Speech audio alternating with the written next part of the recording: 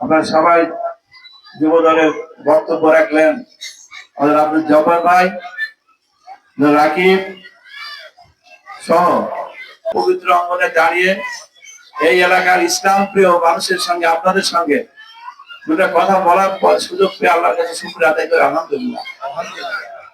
আমার আজকে আসার কারণই হলো যে নির্বাচনের সময় এভাবে সবার সাথে দেখা করা সম্ভব হয়নি। নির্বাচনের পরে আর নির্বাচন হয়ে গেল, সারা বাংলাদেশের মানুষ মধ্য দিয়ে আমাদের প্রিয় নেতা বিএনপি চেয়ারম্যান জনাব তারেক রহমানকে আপনারা দেশের মানুষের তার নেতৃত্বে সেবা করার সুযোগ করে দিয়েছেন। এই জন্য এবং আমার ব্যক্তিগত পক্ষ থেকে আপনাদেরকে কৃতজ্ঞতা জানানোর জন্য আসা, দেখা সাক্ষাৎ করে করতে পারেন, কিন্তু বলার কারণ আছে। কারণ আমার মায়ের যারা মায়ের জাতির মা, আমাদের সবার মা আছে। এই মা আল্লাহ পাক মাকে খুব সম্মানিত করেছেন। কেমন করে সম্মানিত? এই জায়গায় ইসলাম প্রিয় মসজিদ মাদ্রাসায় ভরা, এই এলাকা আলেম ওলামায় ভরপুর আছে, মাদ্রাসায় ভরপুর আছে। পরে যদি মাথা নত করতে সে যদি কাকে পৃথিবীতে এমন কোথাও নাই, কথাটা জিজ্ঞেস করতো। আমরা আবার আল্লাহ পাক সব দেন, সবাই সুবহানাল্লাহ। আমাদের প্রিয় নবী হযরত মুহাম্মদ সাল্লাল্লাহু আলাইহি ওয়াসাল্লামের যে কবর জিয়ারত করে, আবার মক্কা আমাদের সে নবী করিম সাল্লাল্লাহু আলাইহি ওয়াসাল্লাম আরাফাতের ময়দানে তারা উপস্থিত হয়, আমাদের আবা ঘর তারা তওয়াফ করে, এত তারা নিষ্পাপ হয়ে চলে আসে। এটা আমাদের গরিব মানুষের সুযোগ পায় না, তাহলে কি করবে? এরা তো বঞ্চিত হচ্ছে। আল্লাহ অবারিত করে দিছে সবার জন্য। তো বলে যেসব মানুষেরা হজ করে টাকা পয়সা যেতে পারবে না, একবার যদি দেখায় বাবা মার মুখের দিকে মহব্বতের সঙ্গে তাকায় দেখে, আরে দেখে কিনা ভালো বাবার কি অসুখ হয়েছে নাকি, জিজ্ঞাসা যদি করে, তাহলে আল্লাহ পাক একটা কবুল হজের সময় সওয়াব দিয়ে দেয়। সুবহানাল্লাহ। সাহাবীরা জিজ্ঞাসা করে, ইয়া রাসূলুল্লাহ, আমি যদি দিনের মধ্যে একবার দুবার দেখি বা দৈনিক দেখি, তবে যতবার দেখবে ততবার একটা কবুল হজের সময় সওয়াব পাওয়া যাবে। তারপরে সুবহানাল্লাহ। তাহলে কি অতবার হজ করার ক্ষমতা আছে নাকি? নাই। তাহলে আমাদের তো হজের যে সওয়াব আমাদের বাড়িতে আছে, আমরা দেখি না। প্রিয় ভাইরা আমার, আছে এবারে সর্বপ্রথম আমরা এই ধানের শীষ এখানে এই মিরপুর ইউনিয়ন হেরে গেছে, এর আগে কোনোদিন হারে নাই। তাই আজকে আমাদের যে আপনাদের কাছে আমাদের যে আবেদন থাকবে, যে মানুষটা আজকে বাংলাদেশের ইতিহাসে নয়, দেখেন একটা জনাব তারেক রহমান একটা সাধারণ মানুষের মতো জীবনযাপন করে। রাস্তা দিয়ে তো গাড়ি নিয়ে যায়, রাস্তার পাশে যদি একটা ছিন্ন শিশু দাঁড়িয়ে থাকে, ওই শিশুটাকে কাছে থেকে ফুল নিয়ে ফুল বিক্রি করতেছে রাস্তার পাশে। তাকে কাছে নিয়ে বলে যে তোমার বাবা মার নাই, তো বলে যে বাবা আছে তো মার নাই, মা আছে তো বাবার নাই, বা কেউই নাই। ছিন্ন শিশু দেখে বলে যে এই মেয়েটা স্কুলে থাকার কথা, আজকে রাস্তায় ফুল বিক্রি করে জীবিকা নির্বাহ করছে। এটা আমরা কোন বাংলাদেশে বসবাস করি? এমন বাংলাদেশ তো আমরা কেউ চাই না, যে বাংলাদেশে এখন 10টা বাড়ি থাকবে, ঢাকার বুকে একজন একটা কুড়ে ঘরে থাকার জায়গা পাবে না। আল্লাহ পাক আমাদেরকে বলেছেন কেমন বৈষম্যের কথা? আমরা যখন মৃত্যু হবে, কবরে কি আলাদা কোনো কবর বানায় রাখা হবে? আমাদের সবাইকে কবর যাবে, যত বাচ্চা হোক আর প্রেসিডেন্ট হোক, যে লোক ফাঁস হোক, এত কষ্ট মাথার উপর নিয়ে থাকা যায় না। তাড়াতাড়ি বিচার করে আমাকে পাঠায়, যে জায়গায় পাঠায় কেউ আসবে না। আমাদের নবী সাল্লাল্লাহু আলাইহি ওয়াসাল্লাম এসে আল্লাহর কাছে ফরিয়াদ করে দোয়া তুলে মোনাজাত করবে, হে আল্লাহ, আমার এই উম্মত তোমার বান্দারা আজকে হাসরের ময়দানে তপ্ত দুপুরের এই রোদের মধ্যে মাথার কাছে সূর্য, তারা যে চোখের পানি ফেলা খাচ্ছে, তারা যে ছটফট করছে আর সহ্য করতে পারে না। আল্লাহ তুমি তাড়াতাড়ি বিচার করে আমার বান্দাদের তুমি জান্নাতের দিকে দিয়ে দাও। আল্লাহ নবী করে সাল্লাল্লাহু আলাইহি ওয়াসাল্লামের কথা শুনে সুপারিশ শুনে আল্লাহ পাক বলে তাড়াতাড়ি বিচার করে দেন। নাই কোন দিকে নাই যে একটা মসজিদে 3 লক্ষ টাকা দিছে, একটা মসজিদের যদি টাকা খরচ হয়ে গেছে, আর আপনাদের 3 লক্ষ টাকা দেওয়া, সেই টাকা আপনারা তুলবেন আপনাদের মসজিদের সভাপতি পাই টু পাই হিসাব করে দিবেন। কেউ কারোর কাছে কোনো 10টা টাকা খরচ হতে বলে দিবেন না। এত যে উদার মনের মানুষ, তিনি যে মসজিদে নামাজ পড়লাম একসাথে সংসদের মসজিদে, কিন্তু উনি গেলেন না। ওই নামাজ একজনের বাকি ছিল, দাঁড়ায় থাকলেন। এটা বিদেশি ডেলিগেট সই করলো যে আমরা মহিলা এমপি করা যাবে, আমরা মনোনয়ন দিব। দেওয়ার সময় তো মায়ের একটা মহিলা এমপি দেয়নি। আবার বলছে যে একসময় বলছে যে মসজিদে একটা লোক আমার এখানে ছিল, তো বলে যে দুনিয়ার দিনে ওর কাছে দেখা গেল সার্চ করে, আমি তখন ইউনিয়ন পরিষদের চেয়ারম্যান, তো সাহায্য গেছে একটা হিন্দুর বাড়িতে গেছে, হিন্দুর বাড়িতে বলছে কাকা নমস্কার, কিরে বাবা কি হয়েছে? তো বলছে আমার হরিবাসর করছে, একটা চাঁদা দিবে আসছি, রসিদ বার করছি। ওই লোক চাঁদা ওটি দিয়ে আসার পরে ওখানে আমার জামাদার ছিল, দেখার পরে মসজিদে এসে সে রোজার সময় ইফতারির সময় এসে মসজিদের ঘরের মধ্যে ঢুকে বসে আছে। আমার যদি বিচারিত হয়, আমি যেটা বিশ্বাস করি আমি মুসলমানের কথা বলবো, আবার উল্টা পাল্টা কথা বলবো কেন? সকালে এক কথা বিকালে এক কথা বলো, যেগুলো করা হবে না। আবার হিন্দুদের মন্দিরে যে পাহারা দিচ্ছে বলে যে আমরাই তো সারা রাত পাহারা দেওয়া পূজা ঠিক মতো করাই দিলাম। এগুলো কি রাজনীতি? এটা না, আমাদের সবার মধ্যে ইসলাম আছে। ধর্মকে ব্যবহার করে আমি আমার সুবিধা আদায় করবো, এটা হয় না। আমাদের সাথে অনেকে জুটে ছিল, আমরা জানি, যারা আমাদের এমপি আছে তারা করতে পারবে যে ওই প্রকল্পের নামে লিয়া কি ছয় নাই করা হচ্ছে তারা জানে।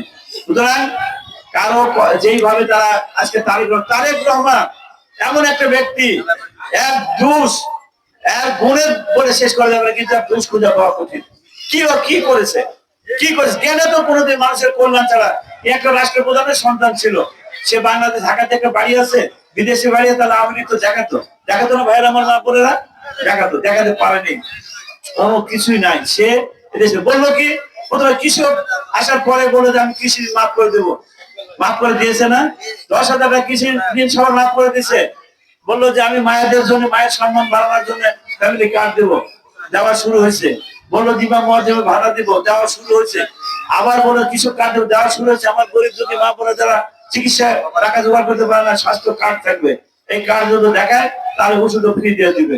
ওই কার্ডের ছবি তুলে এমন একটা সিস্টেম করবে, দোকান থাকবে, ওই দোকানের সাথে কন্ট্রাক্ট থাকবে, ওই দোকান থেকে ওষুধ নিয়ে আসবে, ওই দোকানের বিল, যেমন আপনারা সরকারি গাড়ির তেল নেয়, পেট্রোল পাম্প থেকে তেল নিয়ে নেয়, যে বিল হয় বিল সাবমিট করে দেবে, বিল দিয়ে দেয়, এরকম বিল দিয়ে দিবে। তাহলে কি নাই এ দেশের জন্য, দেশের মানুষের জন্য আসবে কোথা থেকে? তারপরে জনগণের যাতে ভোগান্তি না হয় সেই দিকে মাথায় আছে। তিনি জানেন যে যা বাংলাদেশের সম্পদ আছে, এই সম্পদ আমরা সুষ্ঠুভাবে জনগণের জন্য ব্যয় করবো। প্রিয় ভাইরা, আপনাদের কাছে অনুরোধ করলাম যে এই মানুষটার আমাদের দরকার, এই মানুষটার জন্য দোয়া করবেন, এবং এই মানুষটার যদি আমরা আগামী 15টা বছরের দেশ থাকি, তাহলে আপনার বাড়ি থেকে দরজা খুলে কাঁচা রাস্তাটা পা দেওয়া লাগবে না।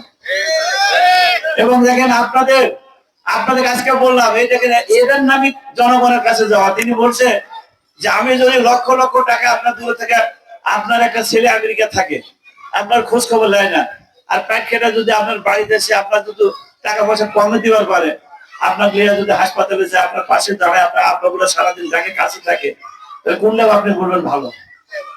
বাড়ি যেটা ভালো না?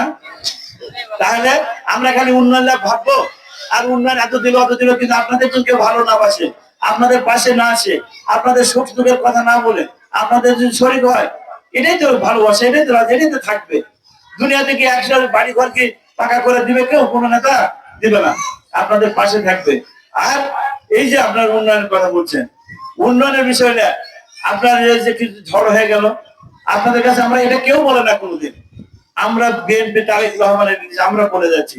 সেটা হলো যে কোনো ভাইয়ের যদি বাড়িঘর কিছু ঝড়ের কারণে, যে কালবৈশাখী ঝড় হয়ে গেল, এর কারণে যদি 3 টান বা শিল পড়েছে, কোনো জায়গায় নষ্ট হয়ে থাকে, আপনারা দরখাস্ত দিবেন আমার বরাবর।